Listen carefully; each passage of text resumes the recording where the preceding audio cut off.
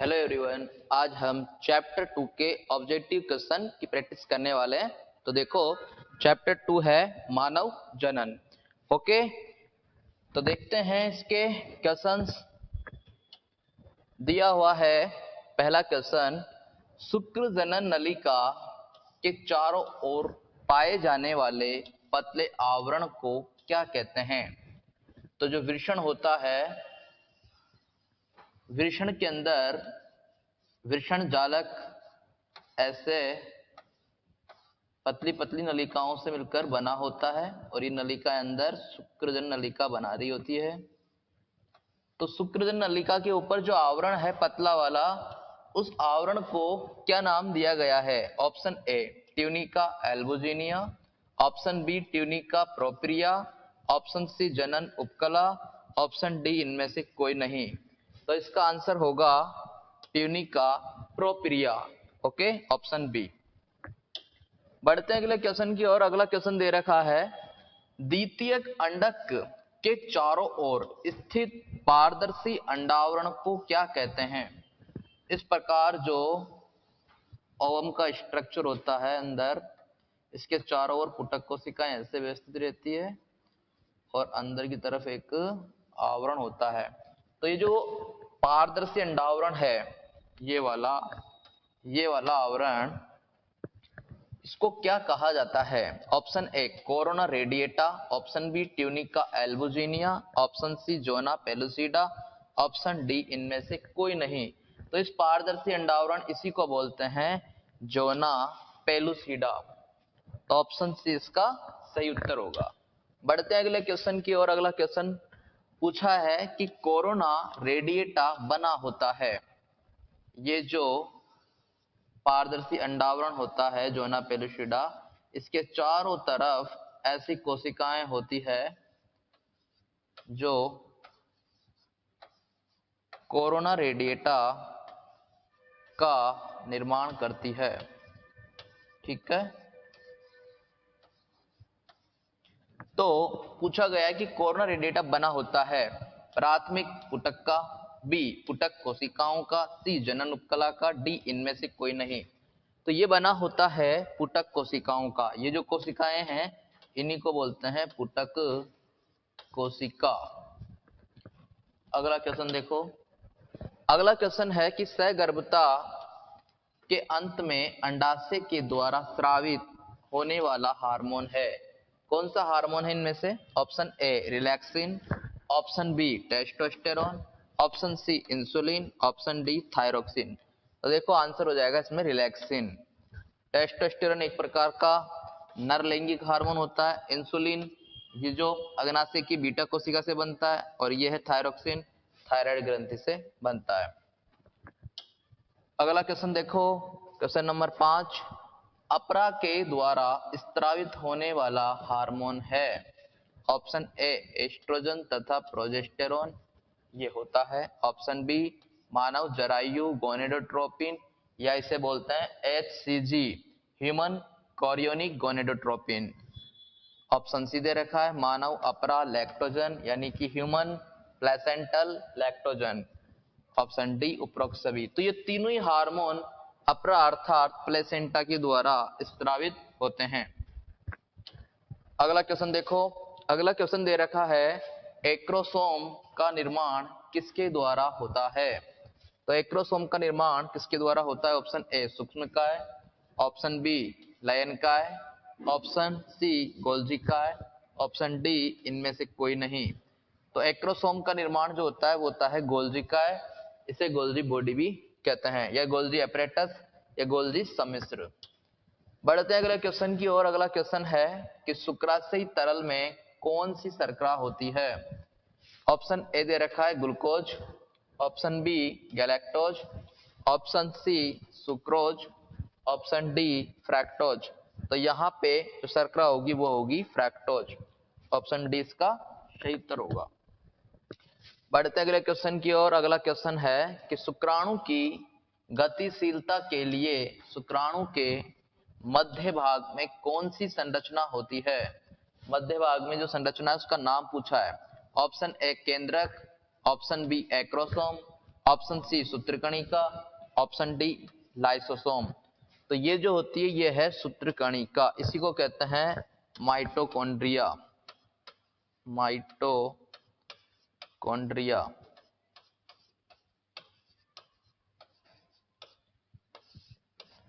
ठीक है, बढ़ते हैं अगले क्वेश्चन की ओर। अगला क्वेश्चन है कि सहगर्भता के कितने माह बाद भ्रूण में हृदय बन जाता है? हृदय का निर्माण कितने माह के भ्रूण में हो जाता है? ऑप्शन ए 1 माह के भ्रूण में, ऑप्शन बी 2 माह के भ्रूण में, ऑप्शन सी 3 माह के भ्रूण में, ऑप्शन डी 4 माह। तो आंसर हो जाएगा 1 माह। 1 माह के भ्रूण में हृदय की संरचना बन जाती है, बच्चे में भ्रूण बन जाता है। ठीक है, अगला क्वेश्चन है क्वेश्चन नंबर 10। परिवर्धनशील भ्रूण तथा मादा के गर्भाशय के बीच पाए जाने वाले संरचनात्मक तथा क्रियात्मक संबंध को क्या कहते हैं? Option A corpus luteum, option B corpus albicans, option C placenta या अपरा, ऑप्शन डी कोरकपुटी। तो इसका आंसर हो जाएगा प्लेसेंटा या अपरा। ये भ्रूण तथा मादा के बीच बनने मादा के गर्भाशय के बीच बनने वाली संरचना होती है। अगला क्वेश्चन देखो, क्वेश्चन नंबर 11। भ्रूण की वे कोशिकाएं जो सभी अंगों व ऊतकों को बनाने की क्षमता रखती है उन्हें क्या कहते हैं? तो जब युग्मनज बनता है, शुक्राणु का केंद्रक अंडाणु का केंद्रक मिलकर एक नया केंद्रक बनेगा, इससे आगे चलकर पहले 8 से 16 कोशिकीय अवस्था बनेगी, इसे बोलेंगे मोरुला। मोरुला से आगे बनेगा 16 से 32 कोशिकीय अवस्था, इसे बोलेंगे ब्लास्टुला। फिर ब्लास्टुला से आगे चलकर बनेगा गेस्ट्रुला। ठीक है, और गेस्ट्रुला से आगे चलकर अंग निर्माण होगा। लेकिन ये जो कोशिकाएं हैं इनसे जो ऊतक बनता है, ऊतक ये कार्यों में विशिष्ट होते हैं और ये ऊतक आगे चलकर अलग अलग अंगों का निर्माण करते हैं। जैसे पाचन तंत्र में पाचन के अंग बनेंगे, और उत्सर्जन में उत्सर्जन के अंग बनेंगे, रक्त परिसंचरण में रक्त परिसंचरण के अंग बनेंगे। ऐसे क्या होता है, इन कोशिकाओं के अंदर ये क्षमता होती है कि वो अंगों और ऊतकों का निर्माण करती है। तो पूछा गया है कि ऐसी कोशिकाओं को क्या कहते हैं? ऑप्शन ए कायिक कोशिका, ऑप्शन बी स्टेम कोशिका, ऑप्शन सी तंत्रिका कोशिका, ऑप्शन डी है जनन कोशिका। तो आंसर हो जाएगा ऑप्शन बी स्टेम कोशिका। बढ़ते हैं अगला क्वेश्चन की ओर कि अंडोत्सर्ग के बाद ग्राफियन पुटिका से कौन सी संरचना बनती है? अंडोत्सर्ग के बाद ग्राफियन पुटिका से कौन सी संरचना बनती है? तो देखो ये इस प्रकार अंडाशय होता है, इसमें सबसे पहले प्राथमिक पुटक, फिर बनता है उससे द्वितीयक पुटक, ठीक, फिर आ जाएगा तृतीयक पुटक, और फिर हो जाएगा ग्राफियन पुटक, और उसमें इस तरह अंडाणु रहेगा। अब जब अंडाणु बाहर निकल जाएगा, ठीक है, तो ये जो संरचना रही, तो अंडोत्सर्ग के बाद ग्राफियन पुटिका से ये जो संरचना बनेगी आगे चलकर इसे क्या बोलेंगे? Option A corpus albicans, option B corpus luteum, option C दोनों, ऑप्शन डी इनमें से कोई नहीं। तो ये जो बनाती है इसे बोलते हैं पीतपिंड या कार्पस ल्यूटियम। क्या बोलेंगे इसको? कार्पस ल्यूटियम, पीतपिंड। इसी से बनता है प्रोजेस्टेरोन हार्मोन। ठीक है, अब देखिएगा अगला क्वेश्चन है शुक्राणु पूर्वी से शुक्राणु निर्माण की प्रक्रिया क्या कहलाती है? ऑप्शन ए शुक्राणु जनन, ऑप्शन बी शुक्र जनन, ऑप्शन सी अंड जनन, ऑप्शन डी है इनमें से कोई नहीं। तो देखो शुक्राणु बनने की प्रक्रिया तो शुक्र जनन, लेकिन शुक्राणु पूर्वी से शुक्राणु निर्माण की प्रक्रिया शुक्राणु जनन, या इसको कहते हैं शुक्र कायांतरण। शुक्र कायांतरण, क्या कहते हैं इसको, शुक्र कायांतरण। तो आंसर ऑप्शन ए हो जाएगा। जबकि शुक्र जनन का मतलब क्या है, शुक्राणु निर्माण की प्रक्रिया शुक्र जनन कहलाती है। बढ़ते हैं अगले क्वेश्चन की ओर। अगला क्वेश्चन दे रखा है, अंडोत्सर्ग के लिए अंडाशय से कौन सा हार्मोन स्रावित होता है। अंडोत्सर्ग के लिए तो देखो, option A oestrogen, option B progesterone, option C luteinising, option D इनमें से कोई नहीं। तो अंडोत्सर्ग के लिए अंडाशय से जो हार्मोन स्रावित होगा वो होगा ल्यूटिनाइजिन अर्थात एलएच हार्मोन। इस एलएच हार्मोन की जब अधिकता हो जाती है अर्थात मेंस्ट्रुअल साइकिल के लगभग 14वें दिन या रज चक्र, ऋतुस्राव चक्र, माहवारी चक्र के लगभग 14वें दिन या उसके मध्य काल में जब एलएच हार्मोन की अधिकता हो जाती है तो इसी को कहते हैं एलएच सर्ज। और इस एलएच सर्ज की वजह से अंडोत्सर्ग होता है। क्या होता है, अंडोत्सर्ग। आगे देखो, शुक्राणु के शीर्ष भाग में होता है।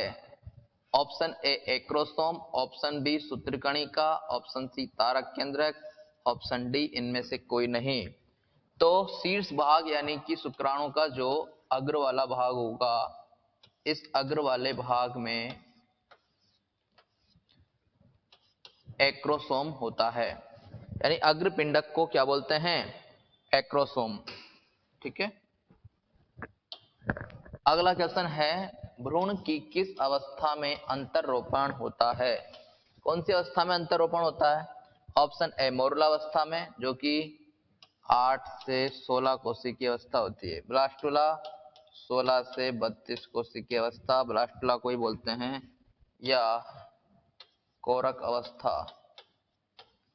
कोरक अवस्था। तो इसी अवस्था में क्या होता है, अंतररोपण होता है अर्थात भ्रूण गर्भाशय की एंडोमेट्रियम भित्ति से स्थापित होता है, उसमें चिपकता है। अगला क्वेश्चन, मादा मानव में निषेचन स्थल कहाँ होता है। ऑप्शन ए गर्भाशय में, ऑप्शन बी फैलोपियन नलिका में, ऑप्शन सी मूत्र नलिका में, ऑप्शन डी इनमें से कोई नहीं। तो आंसर हो जाएगा फैलोपियन नलिका। ये जो नलिका होती है, ठीक है, तो इसी फैलोपियन नलिका में क्या होता है, निषेचन होता है। आगे देखो, अंतराली कोशिका का अन्य नाम क्या है। ऑप्शन ए सर्टोली कोशिका, ऑप्शन बी लेडिक सेल या लेडिक कोशिका, ऑप्शन सी शुक्रजनन कोशिका, ऑप्शन डी उपरोक्त सभी। तो इसको बोलते हैं लेडिक सेल या अंतराली कोशिका, और इसी से बनता है टेस्टोस्टेरोन। टेस्टोस्टेरोन हार्मोन इसी से बनता है। आगे देखो, विकासशील शुक्राणुओं को पोषण देता है।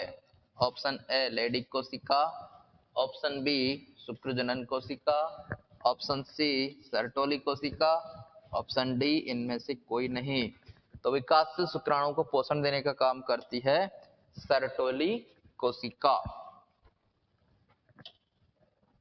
आगे है, लेडिक सेल कौन सा हार्मोन बनाती है। Option A testosterone, option B oestrogen, option C progesterone, option D उपरोक्त सभी। तो लेडिक सेल बनाती है टेस्टोस्टेरोन। कौन सा बनाती है, टेस्टोस्टेरोन हार्मोन। अगला है, शुक्र जनन की क्रिया के लिए आवश्यक हार्मोन है। यानी शुक्र जनन की क्रिया होने के लिए कौन सा हार्मोन बनना जरूरी है पहले वृषण में। तो वृषण में देखो, एस्ट्रोजन ये नहीं है, प्रोजेस्टेरोन ये नहीं है, टेस्टोस्टेरोन ये है। टेस्टोस्टेरोन बनेगा फिर उसके बाद शुक्राणु बनेंगे। तो ये शुक्र जनन की क्रिया के लिए आवश्यक हार्मोन है। आगे देखो, क्वेश्चन नंबर 22, पीत पिंड अर्थात प्रोजेस्टेरोन। पीत पिंड का मतलब होता है कार्पस ल्यूटियम। पीत पिंड से कौन सा हार्मोन स्रावित होता है, तो मैंने आंसर पहले ही बता दिया, आंसर हो जाएगा प्रोजेस्टेरोन। आगे देखो, अगला क्वेश्चन है, एक प्राथमिक शुक्राणु कोशिका अर्धसूत्री विभाजन के बाद कितने शुक्राणु बनाती है? Option A 1, option B 2, option C 3, option D 4। तो एक कोशिका अर्धसूत्री विभाजन करती है तो अर्धसूत्री विभाजन के बाद ये बनाती है 4। 1 2 3 4 4 शुक्राणु बनेंगे एक प्राथमिक शुक्राणु कोशिका से। आगे देखो अगला question.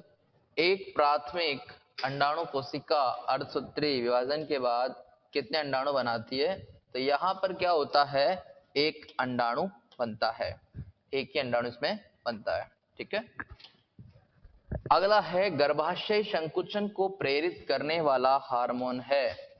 Option A oestrogen, option B progesterone, option C oxytocin, option D इनमें से कोई नहीं। तो गर्भाशय के संकुचन को प्रेरित करने वाला है हार्मोन, वो है ऑक्सीटोसिन। और प्रसव के पहले या प्रसव कराने के लिए जो हार्मोन दिया जाता है वो है, जो इंजेक्शन है उसका नाम है पिटोसिन।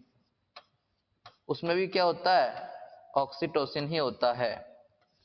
इसी के साथ जो मवेशी होते हैं दुधारू पशु, तो उनसे दूध प्राप्त करने के लिए भी ऑक्सीटोसिन का इंजेक्शन उनको दिया जाता है ताकि आसानी से दूध प्राप्त किया जा सके कभी भी। आगे देखो, गोनेडोट्रोपिन हार्मोन का उदाहरण है। ए एफएसएच मतलब follicle stimulating hormone, LH luteinising hormone, option C दोनों, ऑप्शन डी इनमें से कोई नहीं। तो एफएसएच और एलएच ये दोनों ही क्या होते हैं, गोनेडोट्रोपिन हार्मोन के उदाहरण है। आगे देखो, प्राथमिक अंडक होता है, क्या होता है, अगुणित होता है, द्विगुणित होता है, त्रिगुणित होता है या इनमें से कोई नहीं।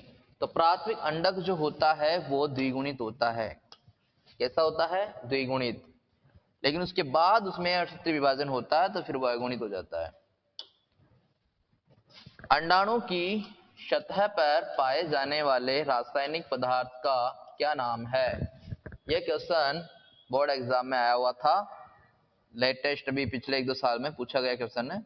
ऑप्शन ए दे रखा है fertilizin, option B spermlysin, option C hyaluronidase, option D उपरोक्त सभी। तो इसका आंसर है फर्टिलाइजिन। आगे देखिएगा, भ्रूण के अंतररोपण में अर्थात सगर्भता में कौन सा हार्मोन सहायक है? Option A oestrogen, option B progesterone, option C testosterone, option D इनमें से कोई नहीं। तो सगर्भता का हार्मोन जो बोला जाता है वो बोला जाता है प्रोजेस्टेरोन को। प्रेगनेंसी का हार्मोन जो है, सगर्भता का हार्मोन, वो है प्रोजेस्टेरोन। ये क्या होता है, क्या बोलते हैं, प्रोजेस्टेरोन के द्वारा एंडोमेट्रियम भित्ति बनी रहती है, अर्थात भ्रूण का अंतरोपण इसी पे होता है, इसी के द्वारा होता है। आगे देखो, अगला क्वेश्चन है, गर्भकाल के दौरान गर्भाशय पेशियों के संकुचन को कौन रोकता है? अब की बार रोकने की बात हुई है। Option A oestrogen, option B oxytocin, option C progesterone, option D इनमें से कोई नहीं। रोकने की बात हुई है तो यहाँ पर गर्भाशय के पेशियों को संकुचन से रोकता है। तो देखो, संकुचन तो कराता है ऑक्सीटोसिन, रोकता है एस्ट्रोजन। क्या हो जाएगा, ऑप्शन ए एस्ट्रोजन इसको रोकता है, संकुचन को रोकता है, जबकि संकुचन करवाने के लिए कौन जिम्मेदार है, ऑक्सीटोसिन। आगे है, एस्ट्रोजन हार्मोन बनाती है corpus luteum, option B corpus albicans, option C पुटक कोशिकाएं, ऑप्शन डी उपरोक्त सभी। तो एस्ट्रोजन हार्मोन बनाती है पुटक कोशिकाएं। क्या बनाती है, पुटक कोशिकाएं। आगे देखो, कार्पस ल्यूटियम के निर्माण को प्रेरित करने वाला हार्मोन है। कार्पस ल्यूटियम के निर्माण को अर्थात पीत पिंड के निर्माण को प्रेरित करने वाला hormone, option A FSH, option B LH, option C दोनों, ऑप्शन डी इनमें से कोई नहीं। तो ये हो जाएगा एलएच। जब एलएच की अधिकता होती है तो अंडोत्सर्ग होता है। अब अंडोत्सर्ग के बाद जो बनता है वो है पीतपिंड। क्या है? पीतपिंड। तो पीतपिंड अर्थात कार्पस ल्यूटियम के निर्माण को कौन प्रेरित करता है? एलएच अर्थात ल्यूटिनाइजिंग हार्मोन। बात करते हैं अगले क्वेश्चन की। पुटिकाओं के परिवर्धन को अर्थात बनने को या उनके विकास को कौन प्रेरित करता है? पुटिकाओं के परिवर्धन को। ऑप्शन ए दे रखा है estrogen, option B progesterone, option C follicle stimulating hormone या FSH, option D LH luteinizing hormone. इसी को बोलते हैं पुटकीय प्रेरक hormone.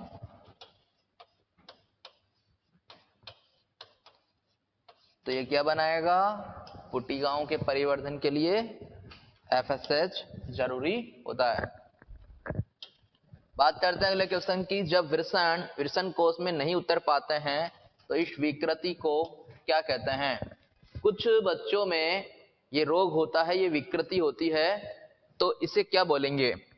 Klinefelter, option B Turner syndrome, option C Down syndrome, option D cryptorchidism.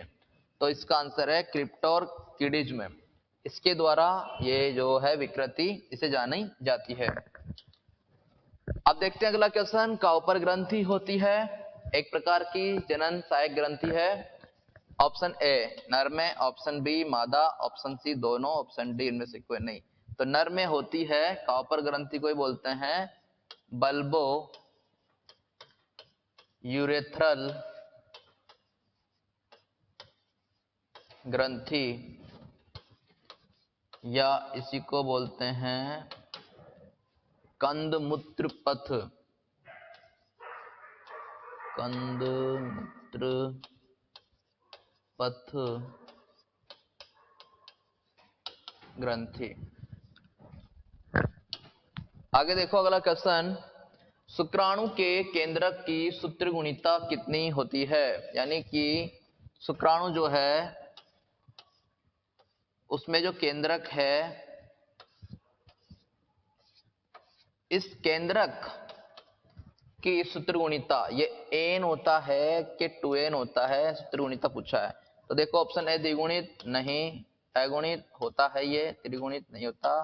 तो आंसर हो जाएगा n बराबर अगुणित। क्योंकि ये जो बनता है शुक्राणु, शुक्राणु का निर्माण होता है अर्धसूत्री विभाजन से। तो जब भी अर्धसूत्री विभाजन होता है तो शुक्राणु जो बना है वो एक प्रकार का युग्मक है, नरयुग्मक। तो युग्मकों में गुणसूत्र आदि होते हैं, अगुणित रूप में होते हैं। ठीक है, आगे हम बात करते हैं क्वेश्चन नंबर 37। वृषण संपुट का बाहरी स्तर बना होता है। Option A tunica vaginalis, option B tunica albuginea, option C tunica propria, option D इनमें से कोई नहीं। तो इसका आंसर हो जाएगा ट्यूनिका वेजिनलिस। इसे योनि कंचुक भी बोलते हैं, योनि कंचुक।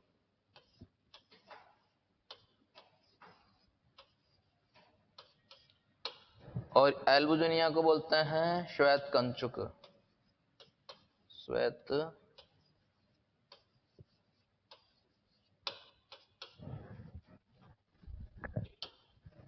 आगे देखो, भ्रूण को अपरा से जोड़ने वाली संरचना है। Option A amnion, option B गर्भनाल, option C chorion, option D इनमें से कोई नहीं। तो भ्रूण को अपरा से जोड़ने वाली संरचना ये हो जाती है गर्भनाल। क्या हो जाएगी? गर्भनाल। अगला क्वेश्चन देखो, शुक्राणु की क्रियाशीलता को बढ़ाता है। ऑप्शन ए प्रोस्टेट ग्रंथि का तरल, ऑप्शन बी पीरिनील ग्रंथि का तरल, ऑप्शन सी बर्थोलिन ग्रंथि का तरल, ऑप्शन डी उपरोक्त सभी। तो ये दोनों तो पाई जाती है मादा जनन तंत्र में, ये है, तो इसका आंसर है प्रोस्टेट ग्रंथि का तरल। शुक्राणु निर्माण के लिए वृषण कोश का तापमान शरीर के तापमान से कितना कम होना चाहिए? कम पूछा है, कितना कम होना चाहिए? अगर ह्यूमन बॉडी का टेम्परेचर कितना है तो उसके आधार पे कितना कम होना चाहिए विल्सन का तापमान? 5 से 6 डिग्री सेंटीग्रेड नहीं, 7 से 8 नहीं, 2 से 3 डिग्री सेंटीग्रेड तापमान कम होना चाहिए। तो मानव शरीर का जो औसत तापमान लगभग 37 डिग्री सेंटीग्रेड होता है। अब इससे 2 कम करते हैं तो ये हो जाएगा लगभग 35 या लगभग 34 डिग्री सेंटीग्रेड तापमान पर क्या होता है, शुक्राणु बनते हैं वृषण में। आगे देखो, गर्भाशय की एंडोमेट्रियम भित्ति को पुनः निर्मित कौन सा हार्मोन करता है? कौन सा हार्मोन करता है? Option A oestrogen, option B दे रखा है progesterone, option C relaxin, option D oxytocin. तो गर्भाशय की एंडोमेट्रियम भित्ति को पुनर्निर्मित करेगा यह है एस्ट्रोजन। जबकि प्रोजेस्टेरोन क्या करता है? प्रोजेस्टेरोन यहाँ पर सहगर्भता को बनाए रखता है, लेकिन भित्ति का पुनर्निर्माण करने का काम एस्ट्रोजन का है। ऑप्शन ए इसका सही उत्तर होगा। बढ़ते हैं अगले क्वेश्चन की ओर। मादा जनन तंत्र में कौन सहायक ग्रंथि है? सहायक ग्रंथि पूछा है। ऑप्शन ए बल्बो यूरेथ्रल, नहीं ये तो नर की है। Option B Bartholin, option C Cowper, option D इनमें से कोई नहीं। काउपर कंदमूत्र पथ, ये इसी को बोलते हैं बल्बो यूरेथ्रल ग्रंथि। तो आंसर हो जाएगा ऑप्शन बी बर्थोलिन ग्रंथि। ये मादा जनन तंत्र की सहायक ग्रंथि होती है।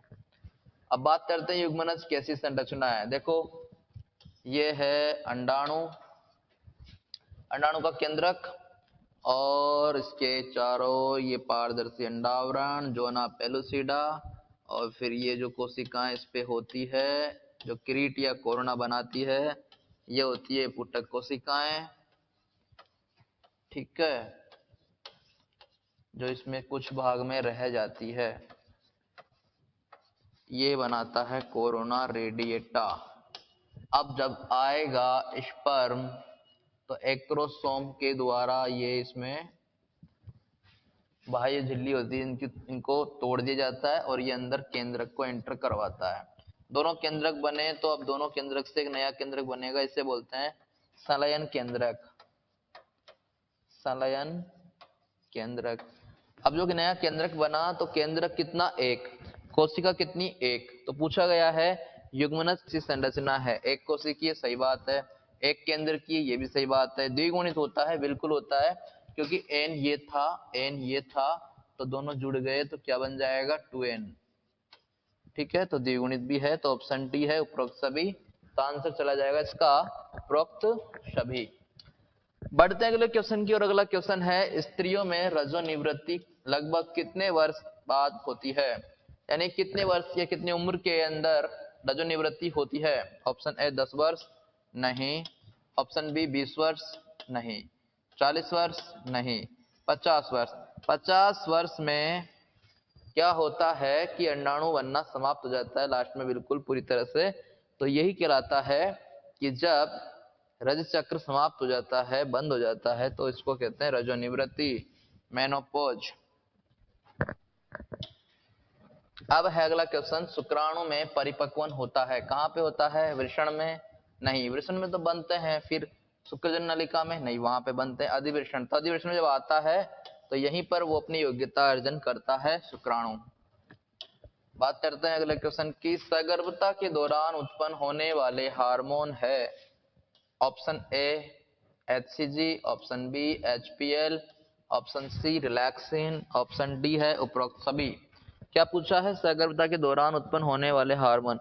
तो तीनों हार्मोन सहगर्भता के दौरान उत्पन्न होते हैं, तो आंसर चला जाएगा उपरोक्त सभी। बात करते हैं अगले क्वेश्चन की। युग्मनज से बनने वाली 8 से 16 कोशिकीय अवस्था को क्या कहते हैं? क्या कहते हैं? 8 से 16 कोशिका अवस्था होती है मोरूला, या इसी को बोलते हैं तूतक। क्या बोलते हैं? तूतक। फिर है ब्लास्टुला, ये 16 से 32 कोशिकीय अवस्था है, इसे हम बोलते हैं कोरक अवस्था। कोरक, कोरक। और ब्लास्टोसिस्ट को बोलते हैं कोरक पुटी। गैस्टुला आगे 32 से फिर 64 या इससे अधिक होगी, इसको बोलते हैं गेस्टुला कंदुक अवस्था। और गेस्टुलेशन के बाद होता है अंग निर्माण। ठीक है, तो युग्मन से बनने वाली 816 कोश की अवस्था हो जाएगी मोरुला या तूतक अवस्था। आगे देखो, गर्भावस्था के कौन से माह में भ्रूण की प्रथम गतिशीलता एवं सिर पर बाल देखे जा सकते हैं? यानी कि पेट में जब बच्चा ऐसे कहते हैं कि लात मार रहा है, जो उसकी हलचल है, क्विकनिंग वगैरह उसको बोलते हैं, तो वो कौन से माह में देखी जा सकती है? ऑप्शन ए प्रथम माह, नहीं। ऑप्शन बी द्वितीय माह, नहीं। ऑप्शन सी चौथे माह, नहीं। ऑप्शन डी है पांचवा माह।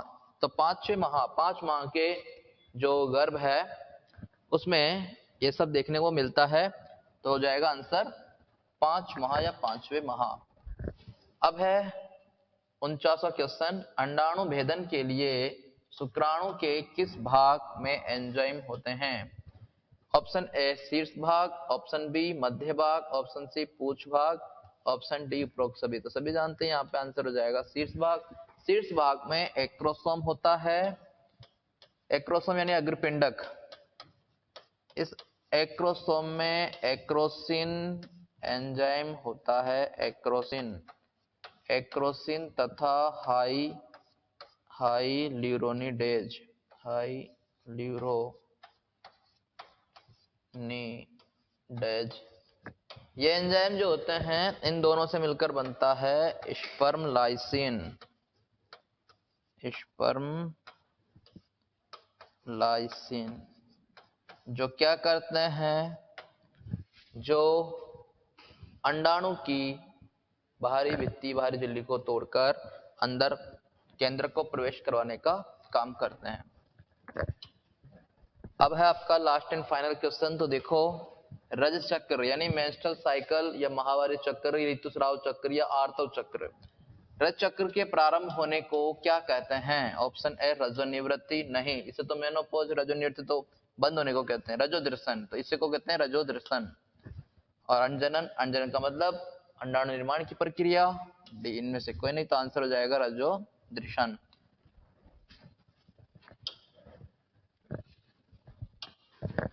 ओके, तो आज के लिए इतना ही, मिलते हैं फिर किसी नेक्स्ट क्लास में, तब तक के लिए थैंक यू।